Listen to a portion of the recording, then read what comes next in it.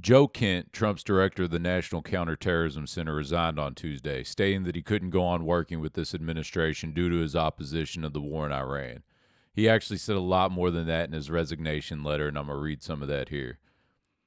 So he said he cannot, in good conscience, support the ongoing war in Iran. Iran posed no imminent threat to our nation, and it is clear that we started this war due to pressure from Israel and its powerful American lobby. He goes on to say that early in this administration, high ranking Israeli officials and influential members of the American media deployed a misinformation campaign that wholly undermined your America First platform and sowed pro war sentiments to encourage a war with Iran. This echo chamber was used to deceive you into believing that Iran posed an imminent threat to the United States and that you should strike now, and there was a clear path to a swift victory. This was a lie and is the same tactic the Israelis used to draw us into the disastrous Iraq war that cost our nation the lives of thousands of our best men and women. We cannot make this mistake again. As a veteran who deployed to combat 11 times and as a Gold Star husband who lost my beloved Shannon in a war manufactured by Israel, I cannot support sending the next generation off to fight and die in a war that serves no benefit to the American people nor justifies the cost of American lives. I pray that you will reflect upon what we are doing in Iran and who we are doing it for. The time for bold action is now. You can reverse course and chart a new path for our nation, or you can allow us to slip further toward decline and chaos. You hold the cards. Wow, I mean, that is quite a resignation letter. And so if you're like me, you're probably not very familiar with Joe Kent. The extent of my knowledge regarding Joe Kent, I've heard Tucker Carlson speak of him favorably on several podcasts he's done. As a matter of fact, Tucker did an interview with Joe Kent last night. I haven't had a chance to check that out, but I'll probably listen to that later on today. And I remember during the Tucker-Nick Fuentes interview, Nick Fuentes apparently didn't like Joe Kent because at one point they had held some similar views and beliefs, but then Joe Kent came out and was trying to distance himself from Nick Fuentes, which, knowing Nick Fuentes, that seems like a pretty rational thing for anyone to do. But I'm not exactly sure what happened between them as something like that. But so I looked into Joe Kent, and he's a retired Green Beret. He served in 11 combat deployments, served as a CIA paramilitary officer for several years after retirement, and then got involved in politics after his wife Shannon, a senior chief petty officer in the Navy, was killed in Syria in a 2019 suicide bombing. Considering I knew that Tucker liked him, I went back, I searched Tucker's old podcast, and I found an interview that Tucker did with Joe Kent in January of 2024, just to get a better understanding of maybe what some of Kent's views were. And the interview started off with Tucker talking about 3 U.S. Army Reserve soldiers had been killed on January 28th, 2024 in Jordan near the Syrian border. And of course, this prompted the warmongers like Lindsey Graham and Nancy Pelosi to come out and want to have strikes against Iran. And, Pelosi even said that anyone that didn't want to strike against Iran was promoting Putin's talking points.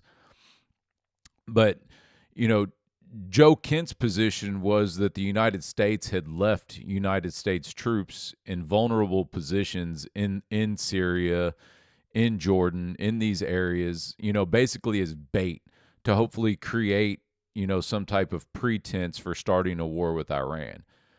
And Kent did say, he went on to say that they want to do, he believed they should execute like a quick retaliatory strike against the proxy group that killed those service members. And then we needed to remove our troops from the region because we've got too many problems at home to be concerned with the Jordanian-Syrian border. At the time, our southern border was still wide open. One of the only things that I'll give President Trump credit for is shutting down the southern border.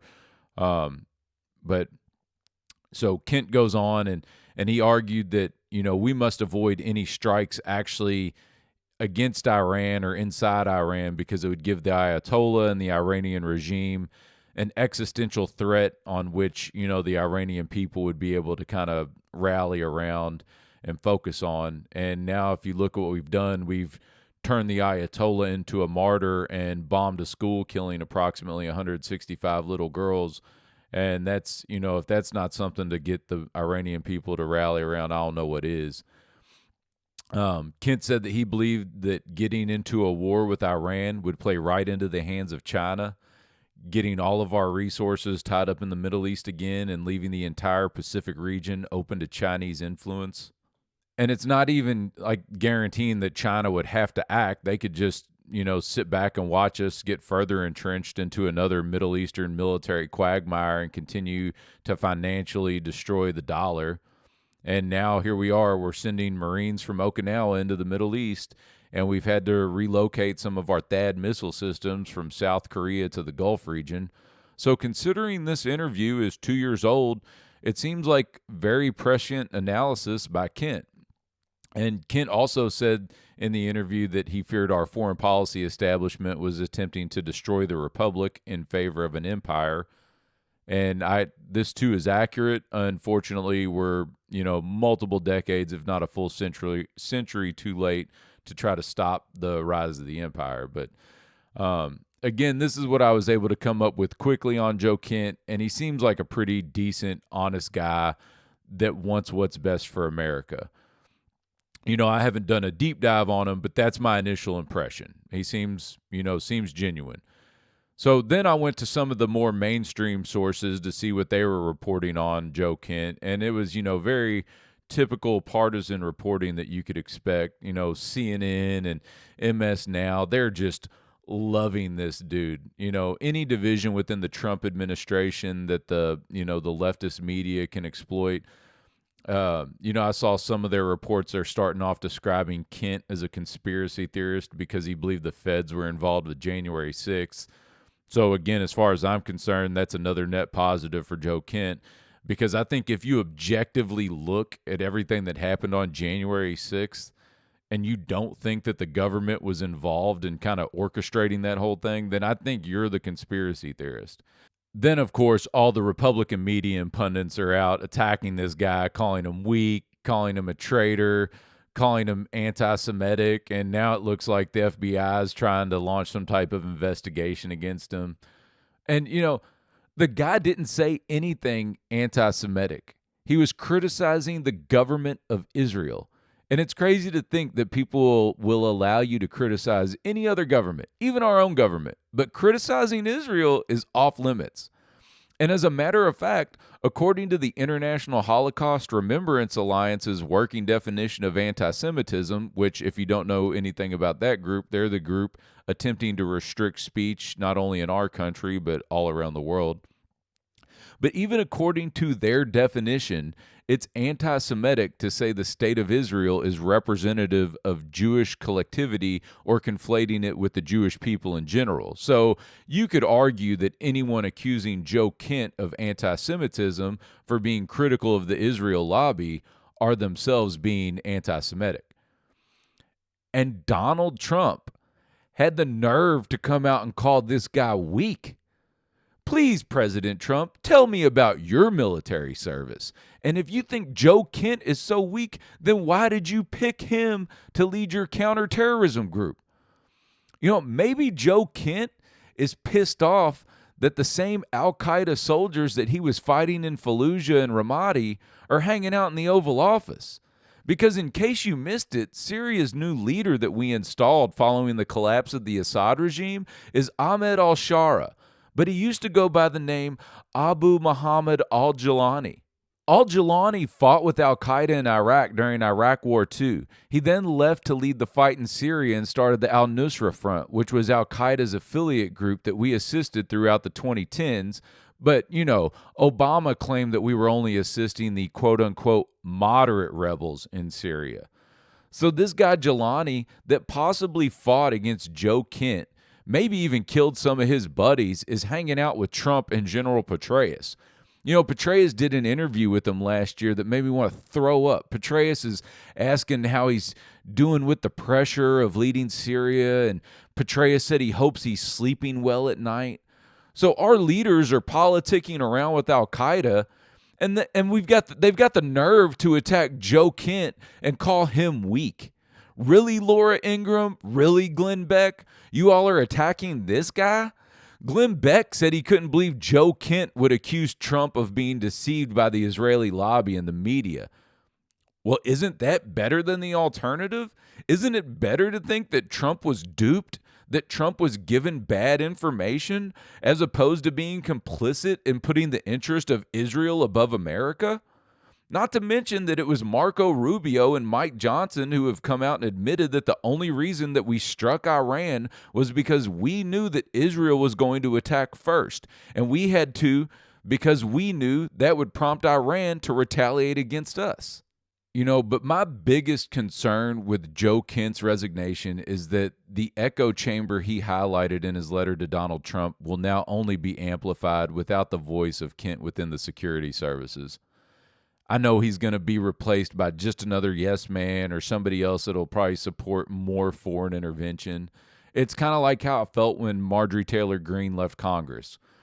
I was happy to see her speaking out and pushing back against Trump, but losing her vote in Congress hurt. She could have produced some much needed support for Thomas Massey's War Powers resolution, and just giving up her seat I don't think was the right move.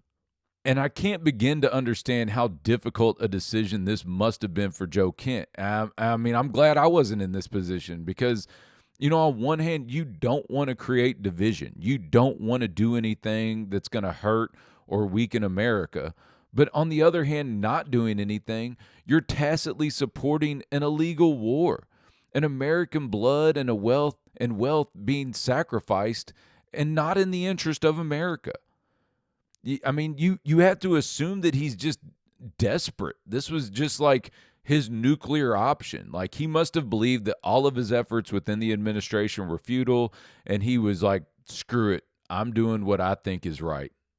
And you can think what you want, but this took courage. And I was happy to see where Sean Ryan put out a post supporting Joe Kent and said he hopes that this wakes some people up. And so do I.